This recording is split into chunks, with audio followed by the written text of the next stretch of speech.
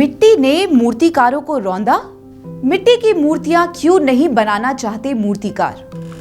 मूर्तिकारों के लिए क्या कर रही सरकार? आखिर क्यों मजबूर हुआ मूर्तिकार? नमस्कार, आप देख रहे हैं श्रेष्ठ भारत और मैं हूं आपके साथ गायत्री।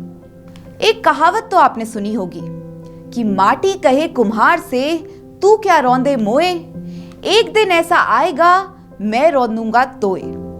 क्योंकि मिट्टी आज यही कर रही है जब कारीगर रौंदे जा रहे हैं। क्योंकि मिट्टी जिसका एक समय में वजूद था, मिट्टी जो एक समय में हर घर में पाई जाती थी, मिट्टी के घड़े होते थे, मिट्टी के ही भगवान और मिट्टी से ही कई चीजों को बनाने का काम। लेकिन अब ना घरों में मिट्टी है, ना घरों में मिट्टी के भगवान। इसलिए कारीगर काफी परेशान हैं। नवरात्र नजदीक है और इस वक्त माँ दुर्गा और उनके स्वरूपों की पूजा के लिए मूर्तियां बनाई जा रही हैं। लेकिन क्या वो घरों में लाई जा रही हैं? इस सवाल का जवाब है नहीं, क्योंकि हम उस मिट्टी को भूल चुके हैं। वक्त आधुनिकता के दौर वाला है और अब मार्केट में मिट्टी की मूर्तियों की बजाय प्लास्टिक, मेटल और अन्य धातुओं ने जगह ले ली है, जिनकी मूर्तियां बनाई और बेची जाती हैं। एक अनुमान के मुताबिक भारत में सबसे ज्यादा मिट्टी के बर्तन और मूर्तियां बनाने वाले कारीगर हैं। भारत में कुम्हारों की संख्या इस वक्त 60 लाख के करीब है। लेकिन इतनी बड़ी जनसंख्या होने के बावजूद इनकी ओर ध्यान नहीं दिया गया। राजनीतिक दल इन्हें सिर्फ वोट बैंक के रूप में इनका इस्तेमाल कर रहे हैं। अब हालात ये है कि इनका घर चलना भी काफी मुश्किल है। ऐसा हम किस आधार पर कह रहे हैं वो भी आपको बताएंगे। लेकिन पहले आपको बता देते हैं कि कुछ दिनों पहले यूपी सरकार ने जरूर एक योजना की शुरुआत की थी और कुंभकार आयोग का गठन भी किया था। लेकिन उससे ज्यादा फायदा कुम्हारों को नहीं हुआ। कुम्हारों का कहना है कि महंगाई काफी बढ़ गई है और महंगाई के कारण प्लास्टर, मिट्टी और अन्य सामान काफी महंगे हो गए हैं, जिस कारण उन्हें मुश्किलातों का सामना करना पड़ रहा है। और क्या कुछ कहा कुम्हारों ने वो भी आपको दिखा देते हैं। हम गणेश जी भी बनाते हैं, माता भी बनाते हैं और मटके भी बनाते हैं। रोजी रोटी हमारी यही है। इस वजह से, महंगाई की वजह से जो हम कम माल बना रहे हैं, 10 साल से हम माल बनाते हैं। तो इस बार कम बिक्री हुई? हाँ, इस बार बहुत कम बिक्री हुई है।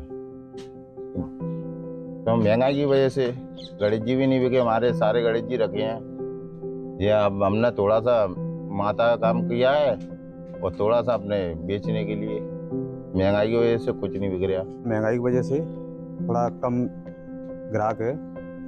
महंगाई की वजह से प्लास्टर भी महंगा है, हर चीज़ महंगी है, कलर भी महंगा है।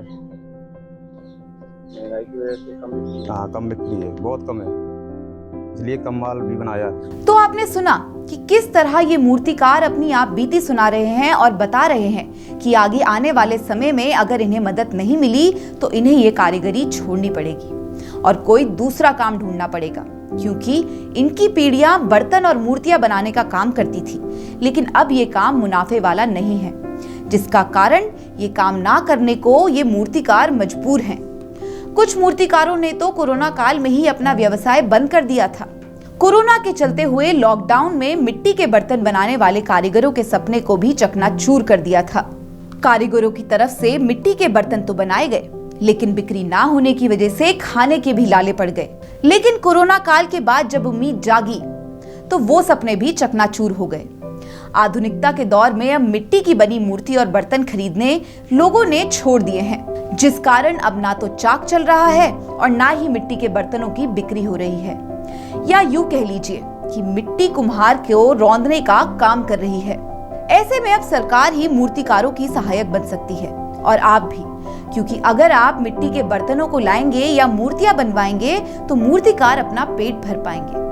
इसलिए हमारी आपसे भी अपील है कि घर में मिट्टी के बर्तन लाइए, मिट्टी की मूर्तियों को घर में सजाइए, ताकि आप मूर्तिकारों की मदद कर पाएं और कोई मूर्तिकार भूखा ना रह पाए।